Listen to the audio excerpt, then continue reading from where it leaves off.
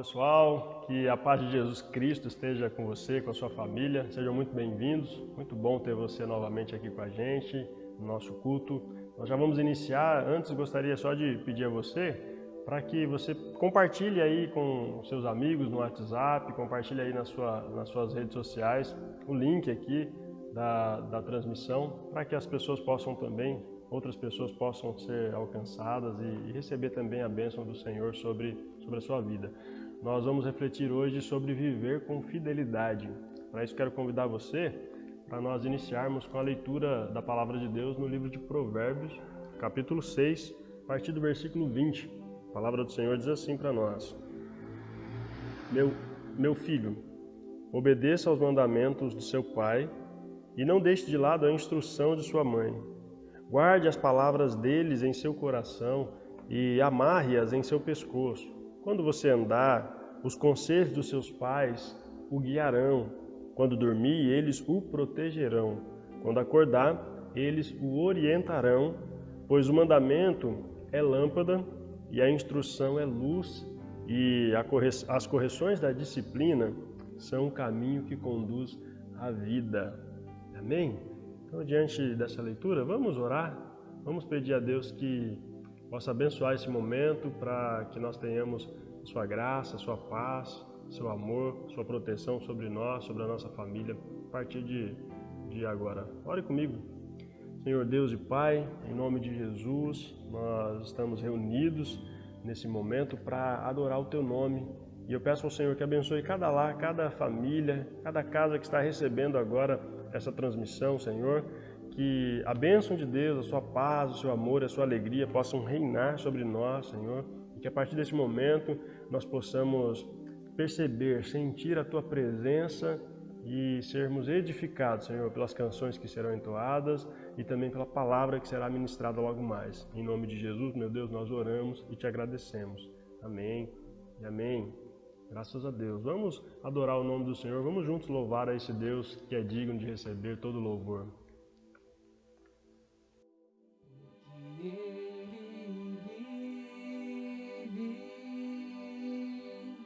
Posso crer no amanhã, porque Ele vive, temor não há, mas eu bem sei, eu sei que a minha vida está nas mãos do meu Jesus, que vive está.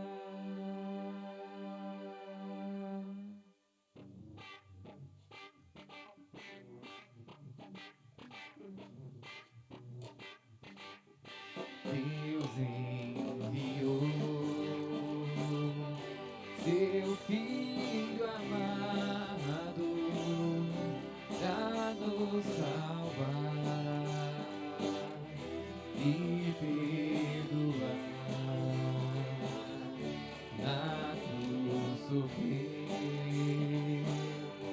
por meus pecados, mas ressurgiu e vivo com o Pai está, porque Ele vive. Posso crer no amanhã, porque Ele vive, temor não há, mas eu bem sei, eu sei que a minha vida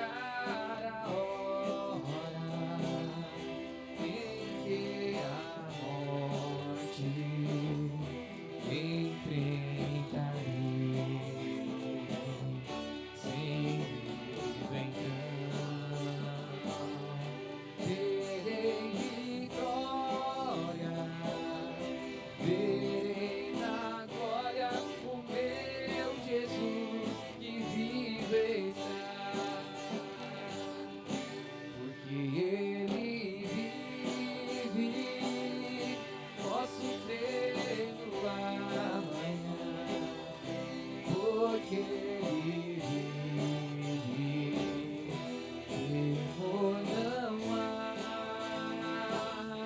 mas eu bem sei, eu sei que a minha vida está nas mãos do meu Jesus e vivo está,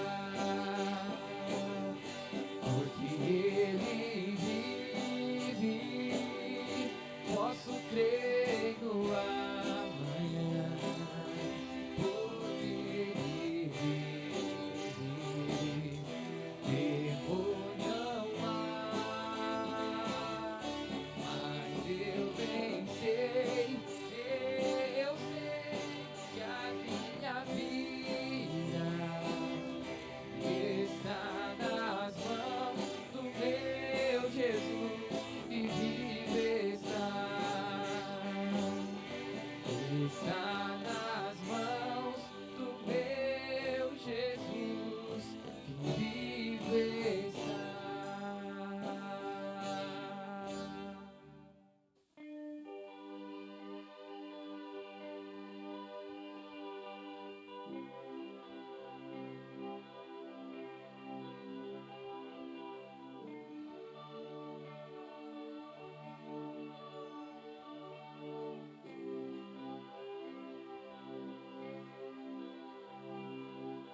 Tem ciúmes de mim,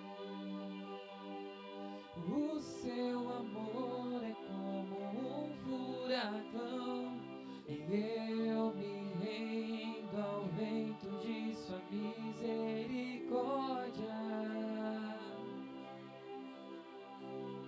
Então, de repente, não vejo mais minhas aflições, eu só vejo tua glória. Percebo quão maravilhoso ele é e o quanto que ele me quer.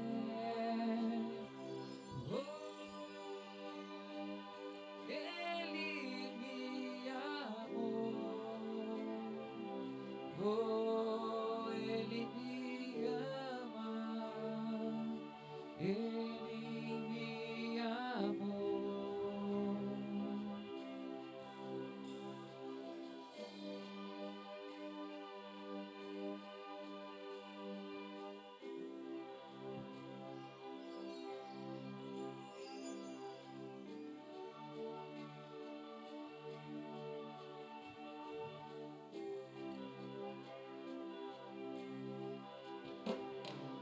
Tem ciúmes de mim, o seu amor é como um furacão, e eu me rendo ao vento de sua misericórdia. Então, de repente, não vejo mais minhas aflições, eu só vejo tua glória. Percebo quão maravilhoso ele é e o quanto que ele me quer. Oh, ele me amou. Oh, ele me ama. Ele me amou.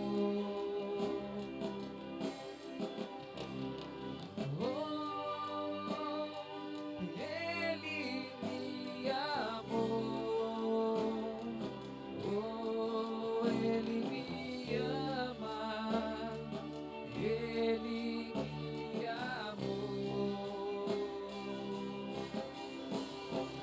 me ama, ele me ama, ele me ama. Ele me ama, me ama, ele me ama, ele me ama, ele me ama.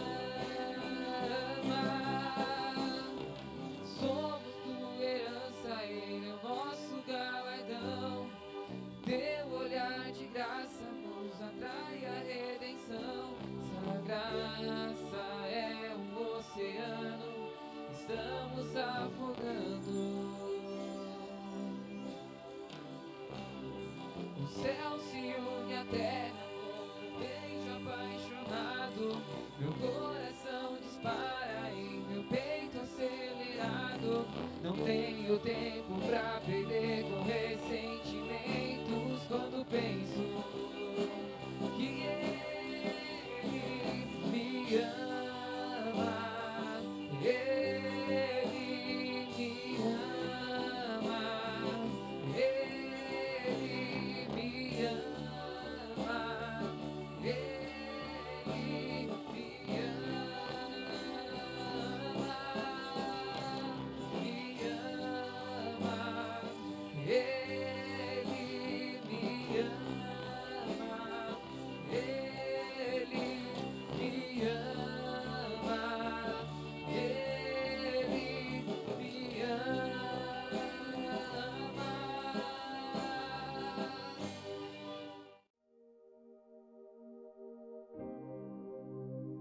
Amém, graças a Deus, louvado seja o nosso Deus.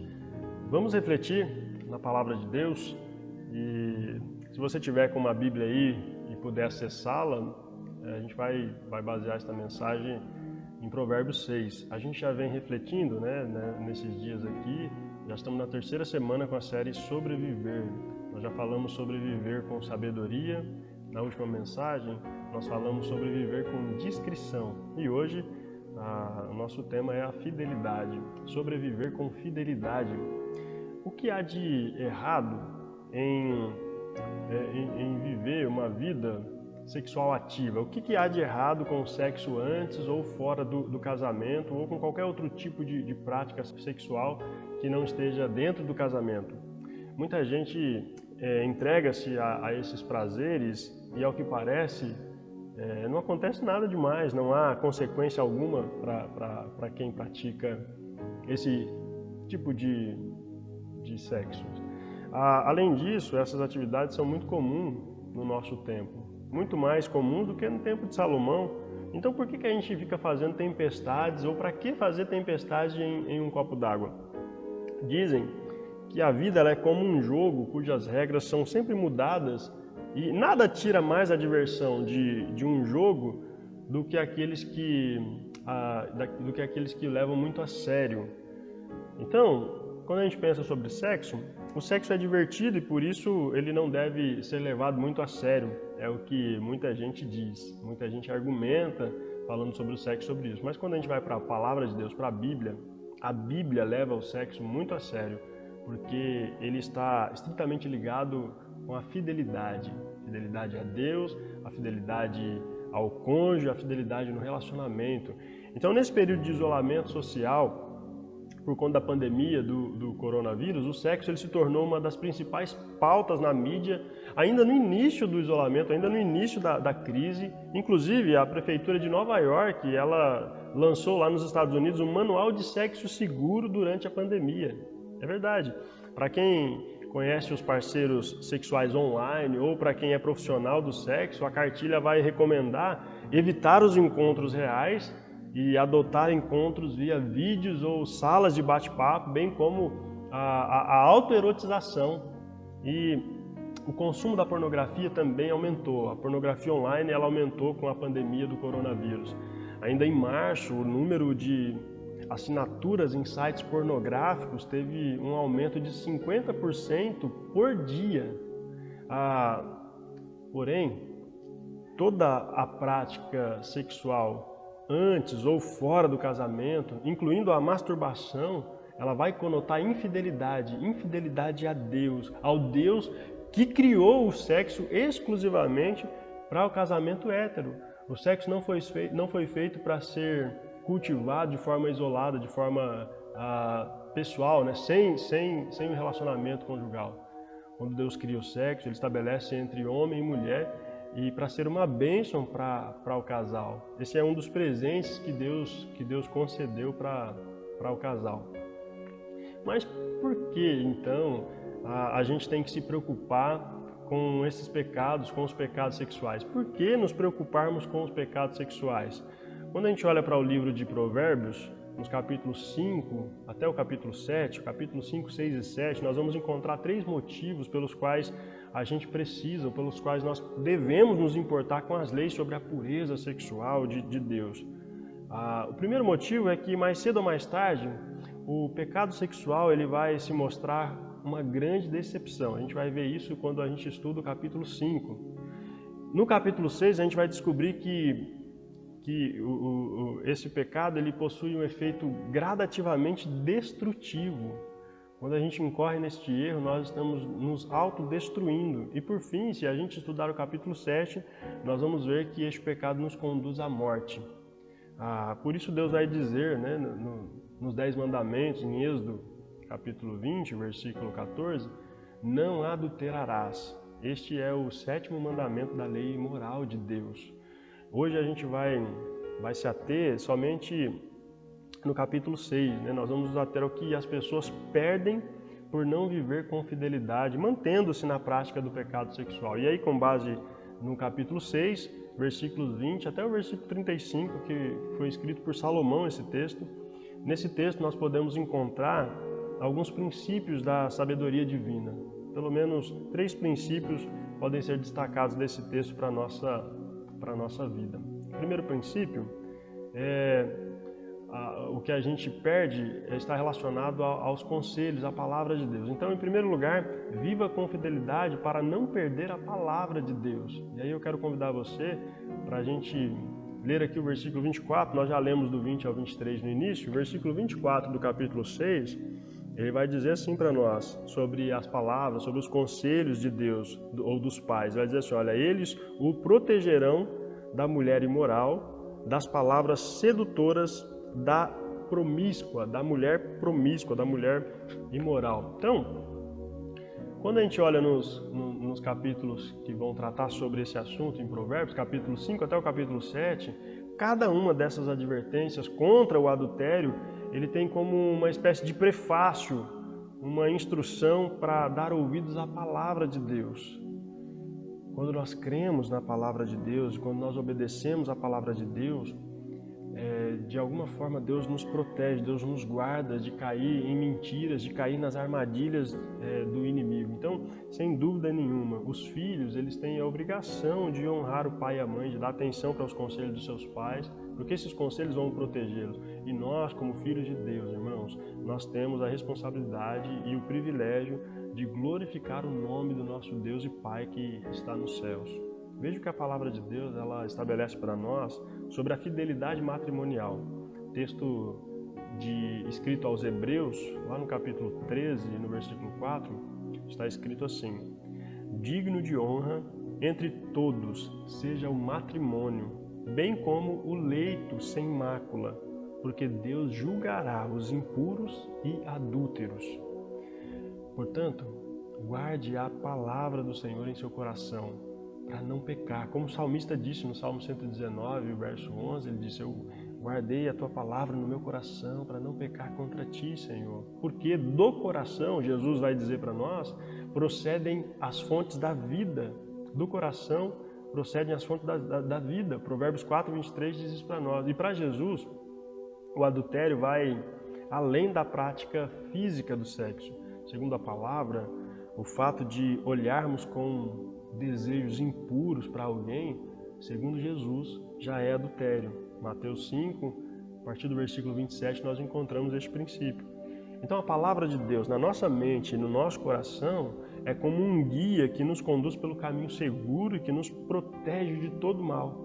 Também é como um amigo que conversa com a gente, um amigo que nos aconselha ao longo da nossa jornada. Provérbios 6, versículo 22, nós podemos ver isso. Nós andamos na luz, porque a palavra de Deus é como uma lâmpada. É isso que nós vemos no versículo 23 e em outros textos da palavra de Deus. Então, se nós ouvirmos a voz de Deus em sua palavra, nós não seremos enganados pela bajulação do inimigo. Quando a gente vai estudar um texto de João, primeira carta de João, o capítulo 1, a partir do versículo 5, nós podemos observar que andar na luz nos garante que ouviremos a palavra de Deus, enquanto andar nas trevas vai fazer com que a gente perca a sua palavra.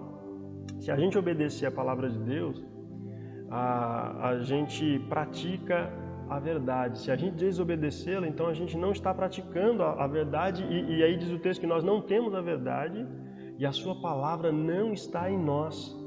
Se nós perdermos a palavra de Deus, então nós vamos sofrer, nós sofreremos uma degradação em nosso caráter e uma série de outras perdas sobrevirão em nossa vida. Por isso, obedeça e seja fiel à palavra de Deus. Para você não perder a palavra de Deus, viva com fidelidade. Amém? Este é o primeiro princípio. O segundo princípio, viva com fidelidade para não perder as riquezas e o prazer. Quando nós vivemos uma vida infiel, uma das perdas que nós enfrentamos em nossa vida são os nossos bens, as nossas riquezas, aquilo que Deus também nos deu como bênção e a nossa alegria de viver. Quando nós lemos o versículo 26, na versão Almeida e Revista Atualizada, nós lemos pagar um pedaço de pão pela prostituta. Mas eu quero te convidar a ler, a gente vai ler aqui na NVT, do versículo 25 a seguir, o texto diz assim: não cobice sua beleza, não deixe que seus olhares o seduzam, pois a prostituta o levará à pobreza, mas dormir com a esposa de outro homem lhe custará a vida. Pode um homem carregar fogo junto ao peito sem que a roupa o queime? Pode alguém caminhar sobre brasas sem que os pés se queimem? Assim acontece com quem dorme com a mulher de outro. Aquele que a toca não ficará sem castigo. Pode-se encontrar desculpa para o ladrão que rouba porque está com fome. Ainda assim, se for apanhado, terá de pagar 7 vezes o que roubou, mesmo que precise vender tudo o que há em sua casa. Então, os prejuízos são muito grandes. Essa expressão que aparece na outra versão, pegar um pedaço de pão, pagar um pedaço de pão, significa ser degradado ao nível mais baixo possível de pobreza. A pessoa pode ficar pobre. Se o adultério ele resultar em escândalo ou se resultar em um processo judicial, em um divórcio, o custo ele não vai ser baixo. Quem já teve de lidar com esse tipo de situação sabe muito bem como é o que enfrenta. Algumas pessoas realmente perdem tudo que possuem, perdem os seus bens, enfim. Quando às vezes o mantém, dependendo da situação em que isso foi construído, ele acaba perdendo por outros meios, vendendo e gastando com outras coisas, hein? E de fato o custo ele é muito alto, o custo não é baixo. Sem falar das doenças que são e que podem ser contraídas, né? As doenças sexualmente transmissíveis. O adultério ele coloca em risco a saúde, ele coloca em risco a vida e ele tira das pessoas a sua alegria, o seu prazer em viver. É uma perda muito séria. Uma outra metáfora que aparece no texto é a do fogo. O fogo, quando ele é controlado, quando ele é restrito, ele é bom, é algo bom para nós. Nós precisamos do fogo. Quando o fogo foi descoberto, foi uma grande descoberta. Ele serve para nos aquecer, serve para cozinhar os alimentos, serve para impulsionar as turbinas, para gerar energia elétrica. Enfim, o fogo é uma bênção também de Deus para nós. E o sexo é um presente de Deus para a nossa vida, mas assim como o fogo, se ele não for controlado, ele se torna destrutivo, ele pode destruir ao invés de abençoar. O que começa como um calor transforma-se numa experiência ardente e é como se, o Salomão, né? Ele vai dizer que é como segurar no colo uma tocha de fogo ou andar sobre brasas de fogo. Há quem argumente que o sexo é um desejo normal e natural e que nós recebemos de Deus e que a gente deve usufruir dele mesmo. Então nós temos o direito de usá-lo mesmo sem estarmos casados. É como comer. Deus nos deu alimento para saciar a nossa fome e também nos deu sexo para nós desfrutarmos dele quando nós nos sentimos solitários. Esse é o argumento. Algumas pessoas na igreja de Corinto, na Grécia, inclusive Paulo vai escrever 2 cartas para esta igreja, mas lá eles vão usar essa mesma argumentação para justificar suas práticas pecaminosas. Eles dizem lá, os alimentos são para o estômago e o estômago para os alimentos, mas no versículo 13 de 1 Coríntios, capítulo 6. Mas Paulo, nesse mesmo capítulo, a partir do versículo 12, ele vai deixar muito claro que o corpo do cristão pertence a Deus. E a presença de um desejo não é o mesmo que o privilégio de satisfazer esse desejo. Não é porque a gente tem essa presença, não é porque a gente tem esse desejo que a gente tem que satisfazer. Nós não precisamos satisfazer todos os nossos desejos. Pelo menos alguns desejos não devem ser satisfeitos em alguns momentos. Salomão ele vai empregar uma abordagem semelhante aqui em Provérbios. No versículo 30 e no versículo 31, ele vai mostrar isso para nós. Então, é claro que a fome é uma força poderosa na vida humana e a única forma de satisfazer a fome é se alimentando. Mas se a gente roubar o pão que a gente comer, então a gente vai transgredir a lei. E a gente vai acabar pagando mais caro por esse pão do que se a gente tivesse comprado ele numa padaria.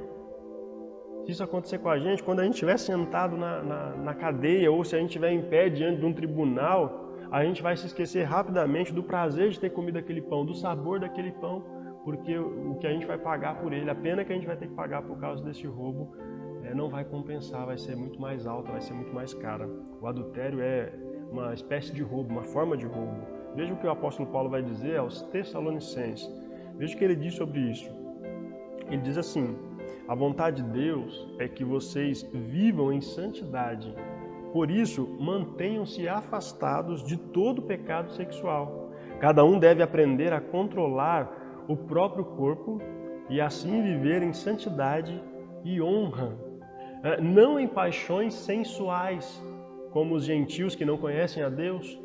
Nesse assunto, diz Paulo, preste atenção no que ele vai usar. A expressão que ele usa aqui é uma expressão de negócio. Ele vai dizer assim, olha, não prejudiquem e nem enganem um irmão, nesse assunto sobre o que ele está falando, da imoralidade.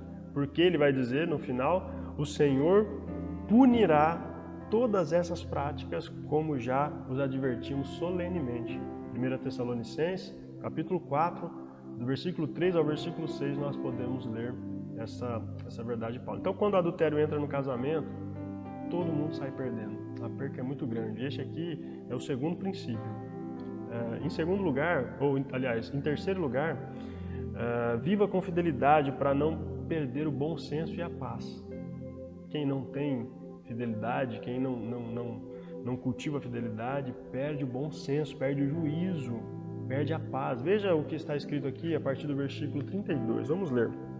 O texto diz assim, mas o homem que comete adultério não tem juízo, pois destrói a si mesmo. Será ferido e desonrado, e sua vergonha jamais se apagará, porque o marido ciumento ficará furioso e não terá misericórdia quando se vingar. Não aceitará compensação alguma, nem se satisfará com os presentes mais valiosos. Essa é a situação. Quando a gente olha para a Bíblia, a gente vê a história do rei Davi. O rei Davi era um estrategista brilhante no campo de batalha, um governante sábio no seu trono, mas ele perde o seu bom senso quando ele olha e quando ele deseja para ele mesmo, para si, a esposa de seu amigo. A história dele está lá no segundo livro escrito por Samuel, capítulo 12. Ele tinha certeza de que ele poderia escapar impune do seu pecado. Mas se ele tivesse bom senso, então ele teria enxergado que ele estava errado. E todos os estratagemas que ele usou para comprometer o marido de Betseba, eles falham. Tanto que o rei acaba arranjando que o seu amigo, o marido da sua amante, fosse morto no campo de batalha. Uma das consequências do pecado de Davi foi a perda da sua própria família. Os seus filhos se destroem. Ele perde a autoridade, inclusive perde a vida, de alguns filhos seus por conta da sua má influência, da sua falta de educação, da sua falta de pulso com os seus filhos. Porque a gente perde o bom senso, a gente acaba perdendo o bem mais precioso que a gente possui, que é a nossa própria família. Não foi o caso de Davi, mas quando a gente olha para Provérbios, a gente vai constatar que um marido irado por ter sido traído, ele vai usar de todos os meios possíveis para se vingar. Ele não vai esperar. Veja o que o próprio Salomão vai dizer no livro dos Cânticos, Cantares capítulo 8, versículo 6, nós vamos ver que para um marido ciumento é preferível que o seu vizinho ele vai roubar o seu dinheiro do que a sua esposa. Por quê? Diz o texto. Porque o amor é tão forte como a morte. E o ciúme é tão duro como a sepultura. As suas chamas são chamas de fogo, são labaredas enormes. O transgressor, ele não tem paz e ele jamais terá paz, porque o marido ofendido, ele não vai aceitar nenhuma oferta nenhuma em dinheiro. A pessoa que comete adultério perde a sua reputação na sociedade e perde inclusive, e ela pode inclusive sofrer danos físicos, ela pode perder inclusive a sua própria vida por causa disso. Então, de acordo com a lei do Antigo Testamento, tanto o homem quanto a mulher que eram apanhados em adultério, eles deveriam ser apedrejados até a morte. O texto vai dizer isso para nós na lei de Levítico e de Deuteronômio. Na sociedade moderna, na nossa sociedade, nos nossos tempos hoje, se uma pessoa tem dinheiro, se uma pessoa possui influência suficiente, é possível que ela consiga sobreviver, é possível que ela consiga vencer, quem sabe, alguns escândalos que envolvem o adultério. Mas ainda assim, a sua vida nunca mais vai ser a mesma. Quem comete adultério pode estar certo de que cedo ou tarde os seus pecados os encontrarão e terão de responder, os transgressores terão de responder por eles. Então, entregar-se ao pecado sexual é um negócio que sempre acaba dando prejuízo. Portanto, para não perder o bom senso e para manter uma vida de paz, viva com fidelidade. Amém? Esse é o último princípio que nós podemos destacar desse texto de Provérbios. Para a gente terminar, pecado sexual é um dos temas principais de vários filmes, programas de TV, séries, reality shows e de muitas literaturas. Porém, não é por causa da popularidade que a gente vai investir nessa prática. A popularidade não serve de parâmetro para aquilo que é certo e que é errado. O parâmetro para nós estabelecido entre o certo e o errado, aquilo que é correto ou não, é a própria palavra de Deus, que é o primeiro princípio que a gente deve cultivar para a gente não perdê-la e caminhar em fidelidade, para a gente não perder as outras coisas, as outras bênçãos de Deus sobre a nossa vida, sobre a nossa família. No Antigo Testamento, o pecado de adultério é um dos pecados que recebia a sentença de morte. No Novo Testamento, nós lemos que o salário do pecado é a morte, mas a dádiva, o presente de Deus, é a vida eterna em Cristo Jesus, o nosso Senhor. Paulo diz isso aos Romanos, capítulo 6, versículo 23. Por causa do pecado, toda a humanidade está condenada à morte. Por quê? Porque ela já nasce em pecado, ou seja, a nossa natureza é corrompida por causa de Adão. Então, desde que a gente nasce, a gente herda esse pecado de Adão. Veja o que Paulo vai continuar dizendo aos Romanos, lá no capítulo 3.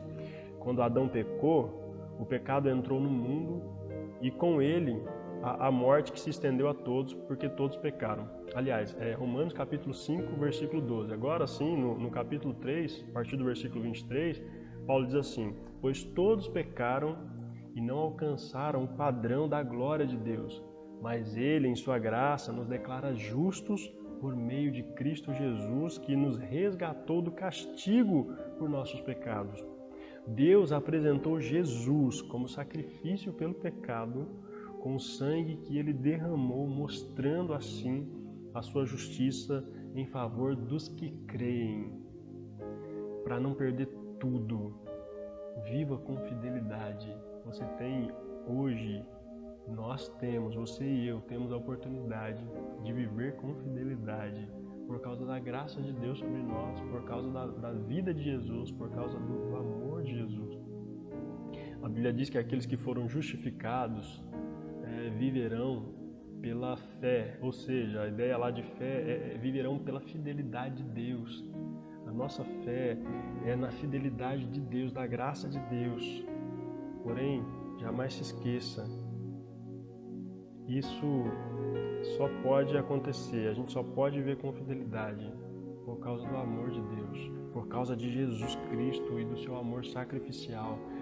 Foi um sacrifício que Deus ofereceu por nós, para nos salvar, para nos abençoar, para nos perdoar dos nossos pecados. A gente depende dele. Paulo diz a Timóteo que se nós formos infiéis, ele permanecerá fiel, pois não pode negar-se a si mesmo. Ele não pode negar a si mesmo. Segundo Timóteo 2, no versículo 13. Portanto, viva como ele viveu aqui na terra entre nós. Nós podemos viver como ele viveu por causa da sua fidelidade.